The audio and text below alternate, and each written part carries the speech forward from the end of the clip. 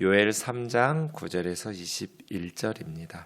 너희는 모든 민족에게 이렇게 널리 선포할지어다. 너희는 전쟁을 준비하고 용사를 격려하고 병사로 다 가까이 나와서 올라오게 할지어다. 너희는 보습을 쳐서 칼을 만들지어다. 낫을 쳐서 창을 만들지어다. 약한 자도 이르기를 나는 강하다 할지어다. 사면의 민족들아 너희는 속히 와서 모일지어다. 여호와여 주의 용사들로 그리로 내려오게 하옵소서. 민족들은 일어나서 여호사밧 골짜기로 올라올지어다. 내가 거기 앉아서 사면의 민족들을 다 심판하리로다. 너희는 낫을 쓰라 곡식이 익었도다. 와서 밟을지어다. 포도주 틀이 가득히 차고 포도주 독이 넘치니 그들의 악이 크미로다. 사람이 많음이여 심판의 골짜기에 사람이 많음이여 심판의 골짜기에 여호와의 날이 가까움이로다. 해와 달이 캄캄하며 별들이 그 빛을 거두도다. 여호와께서 시온에서 부르짖고 예루살렘에서 목소리를 내시리니 하늘과 땅이 진동하리로다. 그러나 여호와께서 그 백성의 피난처 이스라엘 자손의 산성이 되시리로다.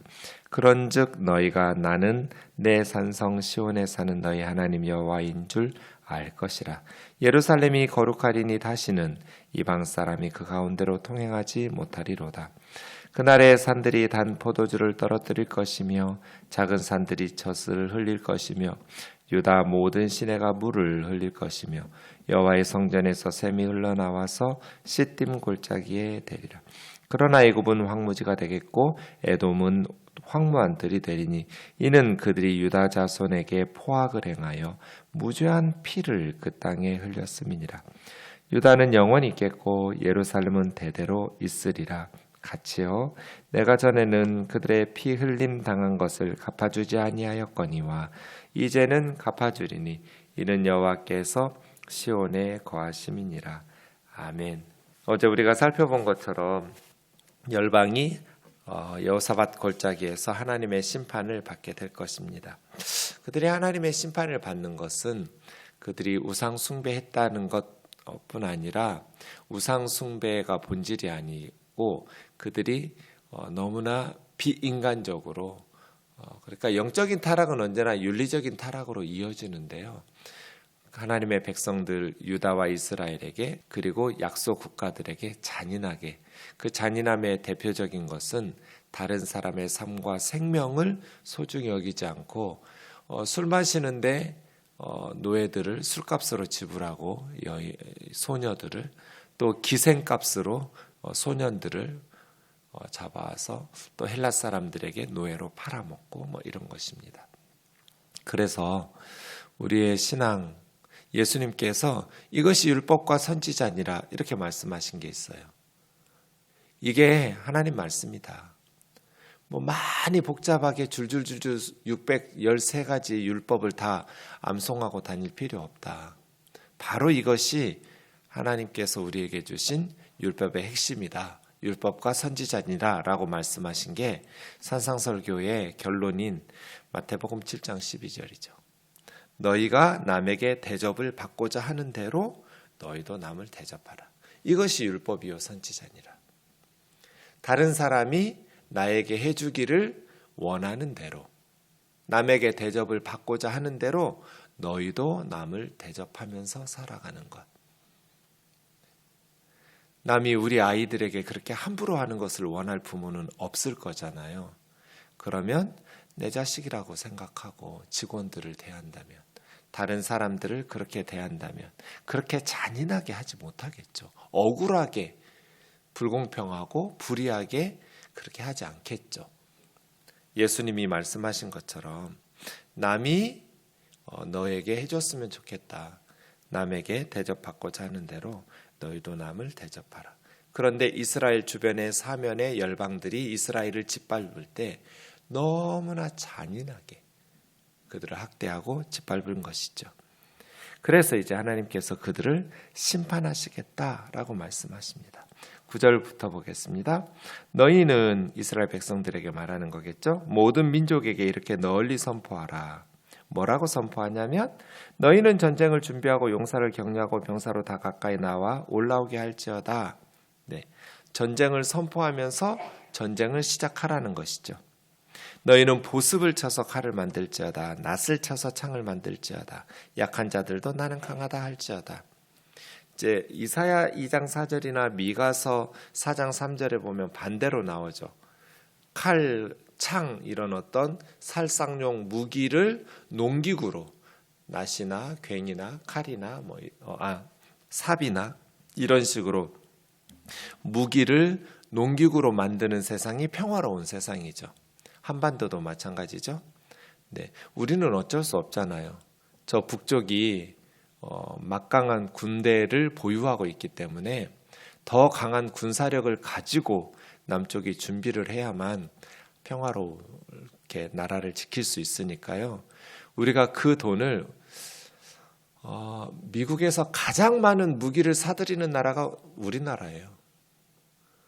그러니까 그 엄청난 국방비를 만약에 복지에 쓴다고 해보세요. 그래서 한반도 평화 프로세스가 중요한 거죠. 남과 북의 어떤 군대에 사용하는 그 엄청난 재정을 다른 쪽으로 다른 나라들처럼 사용할 수 있다면 얼마나 좋겠어요. 네, 그런데 불가피하죠. 우리는 지금 남북이 대치하고 있는 상황이기 때문에. 그래서 사실은 무기를 농기구로 만드는 사회가 평화롭고 좋은 세상이죠. 근데 위험하면 이제는 어쩔 수 없이 농사지을 농기구 도구들을 무기로 만들어야겠죠. 그러니까 이스라엘 사변에 이방 나라 사람들에게 그렇게 말하라는 거예요. 농기구를 무기로 만들어라. 지금 전쟁해야 되니까. 근데 사실은 그들이 그렇게 무기를 들고 여호사밧 골짜기에 선다라는 것은 전쟁을 하기 위해서 서겠지만 사실은 하나님과 전쟁이 안 되니까 오히려 하나님의 심판을 받는 자리에 무기를 들고 나가는 거거든요. 그것은 오히려 그들의 죄에 대해서 적나라하게 드러내는, 너희가 농사 지어야 될 그런 농기구들까지 다 무기로 만들어가지고 약소국가 사람들을 짓밟고 정복하고 잔인하게, 지금 제일 그런 짓을 하고 있는 게 중국하고 러시아예요. 약한 나라들 짓밟고 아직까지도 시침이 뚝 떼고 있는 가장 악한 나라가 중국과 러시아가 주변의 약소국가들을 정복하고 그렇게 잔인하게 짓밟고 있죠. 어쨌든 그러한 모습들이 오히려 여호사밧 골짜기에서는 그들의 죄가 무엇인지를 눈에 보이는, 너희가 그 무기로 힘없는 나라 백성들을 잡아다가 노예로 팔아먹고 죽이고 가정들을 파괴시키고 불질렀기 때문에 하나님의 심판을 받는다. 이렇게 되는 것이겠죠. 11절입니다. 요엘의 기도가 나옵니다. 그렇게 열방이 여호사밧 골짜기로 전쟁하러 무기로 들고 나오면 선지자는 뭐라고 기도하겠어요? 민족들이 일어나서 여호사밧 골짜기로 올라올지어다. 이렇게 하면서 올라올 때 11절 여호와여 주의 용사들로 그리로 내려오게 하옵소서 하고 선지자가 기도하는 거죠. 하나님, 주의 용사들이 이방이 지금 열방이 군대가 여호사밧 골짜기로 모여드니까 주의 군사들, 주의 용사들을 그 여호사밧 골짜기로 내려오게. 왜 다른 나라 군대는 올라가는데 여호사밧 골짜기로 하나님의 용사들은 내려와요? 네, 천군 천사니까요. 하늘에서 내려오도록 기도하는 것이죠. 그러니까 이스라엘의 군대로 싸우게 하는 것이 아니라 여호와의 군대인 하늘의 천군 천사들이 여호사밧 골짜기로 내려와서 사면에서 모인 이방 민족들과 전쟁하도록 심판하는 것이죠. 네, 그렇게 기도하니까 12절에 하나님께서 응답하신 거죠. 민족들은 여호사밧 골짜기로 올라올지어다 내가 거기에 앉아서 사면의 민족들을 다 심판하리로다. 너희는 낫을 쓰라 곡식이 익었도다.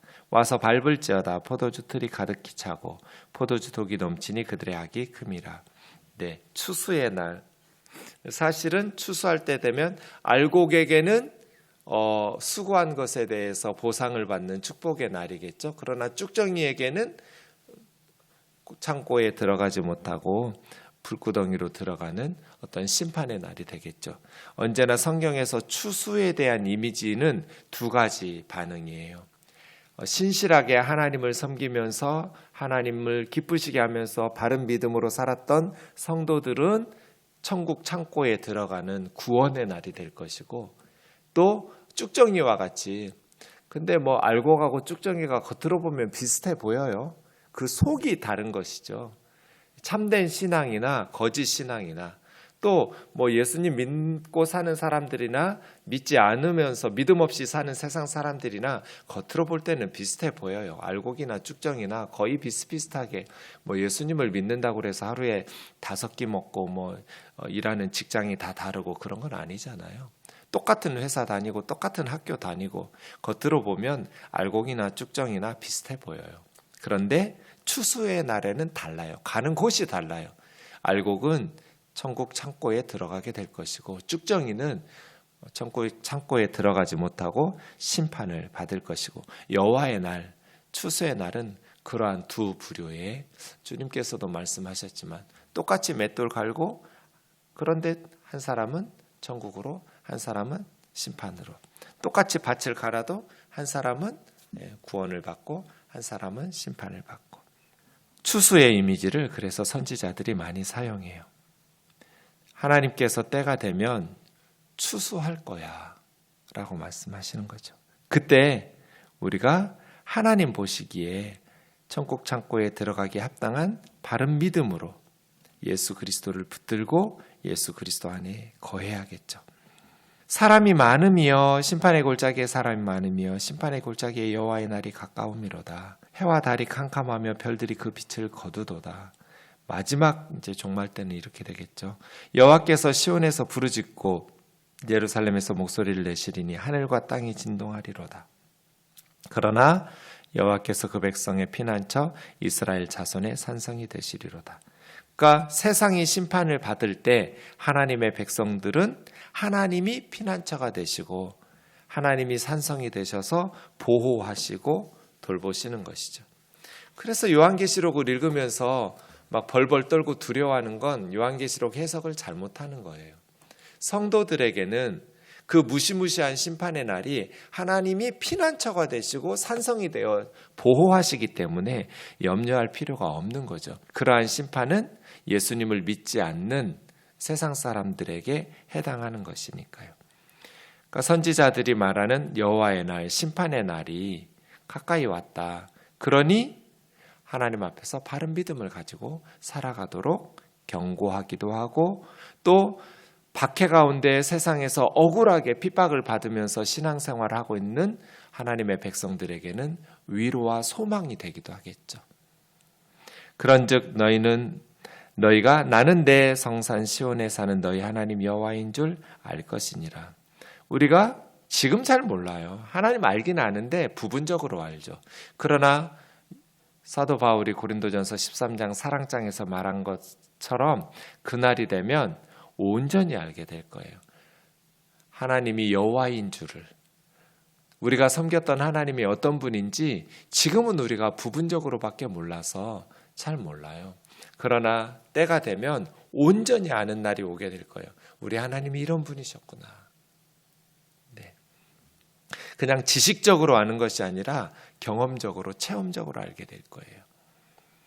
예루살렘이 거룩하리니 다시는 이방 사람이 그리로 통행하지 않을 것이다. 이방 사람이라는 것은 혈통적으로 이방 사람이 아니에요. 신앙적으로, 영적으로.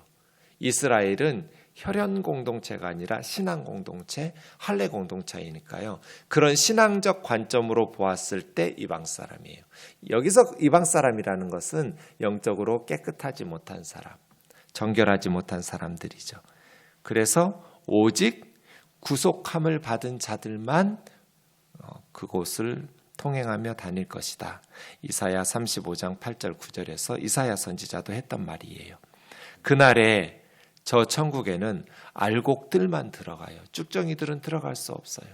거룩하지 못한 사람들은 하나님의 도성 새 예루살렘에 들어가지 못해요. 이방 사람들, 깨끗하지 못한 자들은 내가 원한다고 해서 들어갈 수 있는 곳이 아니에요. 그날의 산들이 단 포도주를 떨어뜨릴 것이며 엄청난 풍요죠. 네, 포도들이 아주 단 포도 열매들을 맺힐 테니까 산마다 포도원마다 단 포도주를 떨어뜨리고 작은 산들이 젖을 흘릴 것이며, 산들에 젖을 흘린다는 건 뭐예요? 산들마다 푸른 풀밭들, 목초지들이 너무나 풍성해서 소떼나 염소떼나 그러한 짐승들이 그 건강한 풀들을 실컷 먹고 소들이 풀을 뜯어먹고 젖들을 흘리는 거죠. 또 모든 시내가 물을 흘릴 것이며, 가나안 땅은 물이 없는, 참 그래서 살기 힘든 곳인데 시내마다 말라붙었던 물들이 흘러넘치면 얼마나 풍성한 삶의 공간이 되겠어요? 여호와의 성전에서 샘이 흘러나와 시딤 골짜기, 아카시아 나무 골짜기까지, 그래서 거기 건조한, 우리로 하면 강원도 산들, 그런 지역까지 성전에서 흐르는 물이 다 풍성하게 물된 동산처럼 공급하면서 생명을 회복시키고 살리는 거죠. 엄청난 풍요죠.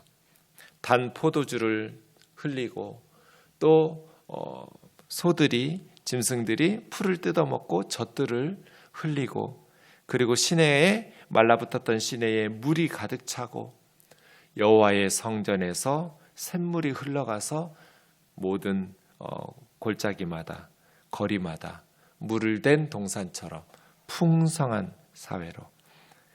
반대로 애굽은 황무지가 되고 에돔은 황무한 들이 되리니, 대표적으로 애굽과 에돔을 말했지만 하나님의 백성들을 핍박하고 짓밟았던 이방 나라들이죠. 반대 현상이 일어나겠죠. 왜냐하면 그들이 유다 자손에게 포악을 행하여 무죄한 피를 그 땅에 흘렸음이니라. 그래서 저 북한은 위험하다는 거예요. 하나님의 백성들을 포악을 행하고, 김정은 정권이 잘 될 리가 없어요.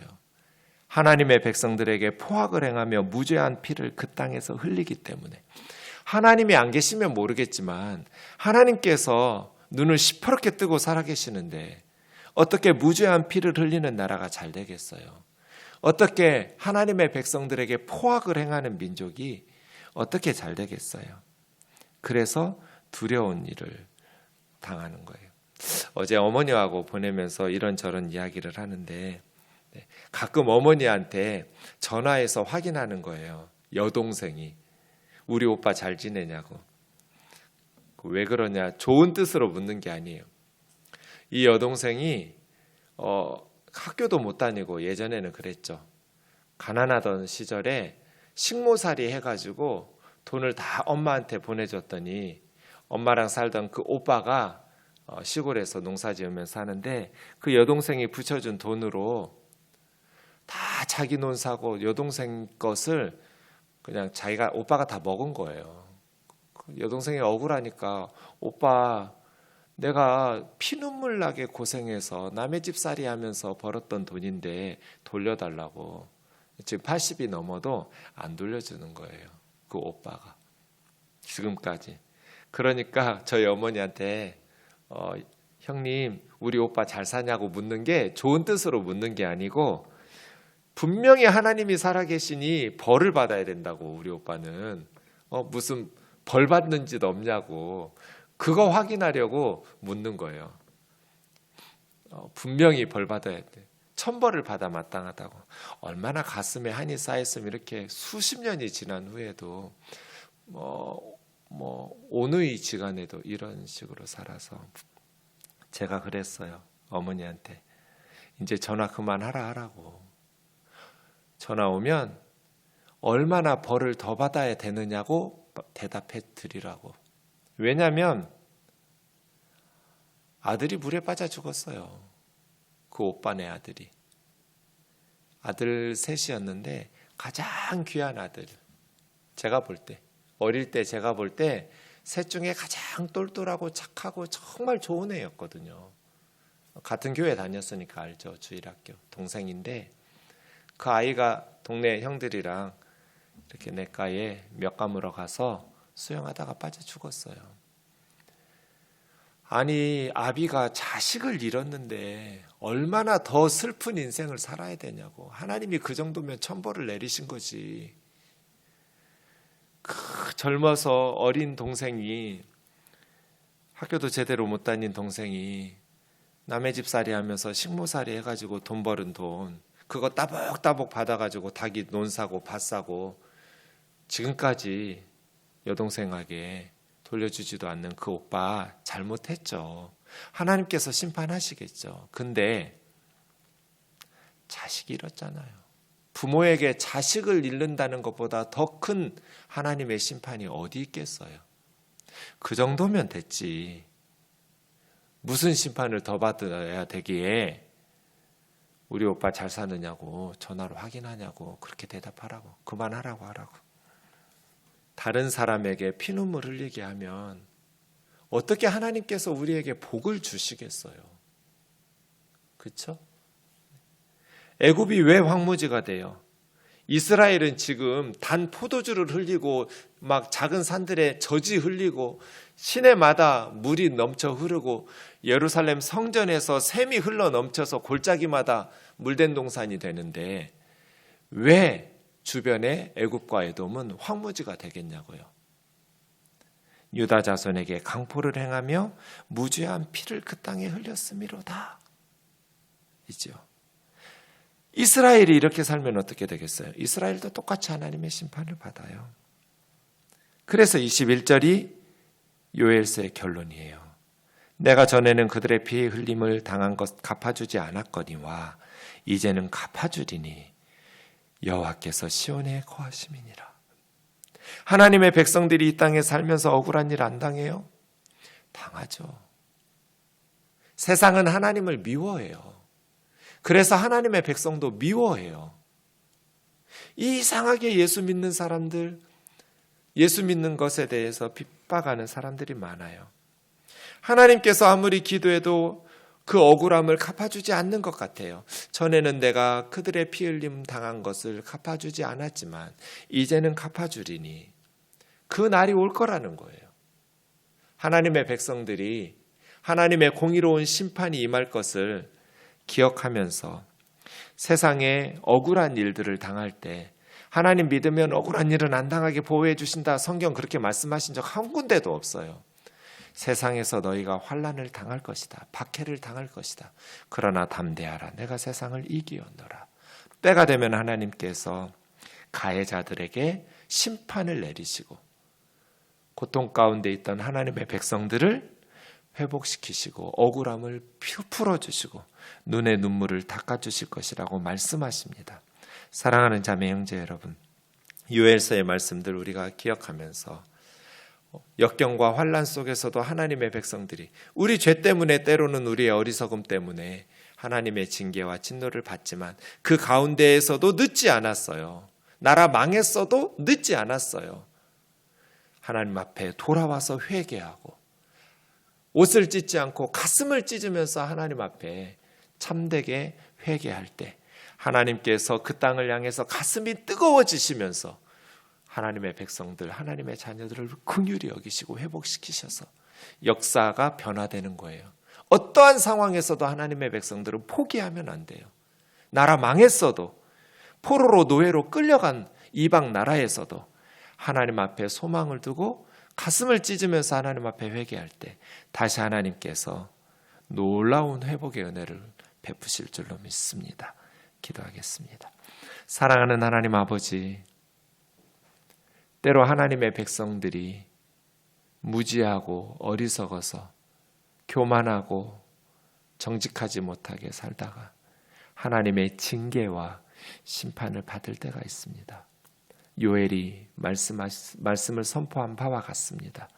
하지만 우리는 어떤 상황에서도 포기하지 말고 하나님께로 더 가까이 돌아와 하나님의 말씀 앞에 우리 자신을 회개하고 돌이키면서 하나님의 긍휼과 자비를 구하여 하나님의 은혜로 다시 회복되는 역사를 일구게 하여 주옵소서. 존귀하신 하나님 아버지, 그때 하나님께서 그 땅을 향하여 가슴이 뜨거워지시면서 하나님의 영 성령을 부어주시고 하나님의 구원을 베풀어 주신다 약속하셨사오니 이 불의하고 불공평한 억울한 세상 속에서 소망 가운데 하나님을 바라보면서 믿음으로 나아가는 주의 자녀들 되게 하여 주옵소서. 예수님의 거룩하신 이름으로 기도하옵나이다. 아멘.